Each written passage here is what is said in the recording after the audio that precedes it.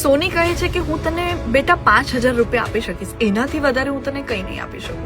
ત્યારે આ છોકરો ખુશ થાય છે, પણ આ વખતે થોડો અસમંજસમાં મુકાય છે કે મને પૈસા પણ મળે છે, પણ મને હવે નેક્સ્ટ ટાઈમ શું મળવાનું છે. એના પછી એ ધીરે ધીરે ધીરે ચાલતો એક એવી જગ્યા પર જાય છે જ્યાં ખરેખર જે કલેક્શન હોય છે, જે કિંમતી વસ્તુઓ છે એને તરાશવામાં આવે છે. એ શોપવાળા પાસે જાય છે અને કહે છે કે અંકલ, આ પથ્થર છે, તમે મને આની કિંમત શું આપી શકશો? ત્યારે એ જે એન્ટિક શોપવાળો અંકલ છે એને કહ્યું કે હું તને આની કોઈ કિંમત આપી જ નહીં શકું, કેમ કે આ પથ્થર બહુ જ અમૂલ્ય છે અને હું આખી મારી દુકાન પણ વેચી દઈશ ને તો પણ હું આની કિંમત નહીં આંકી શકું.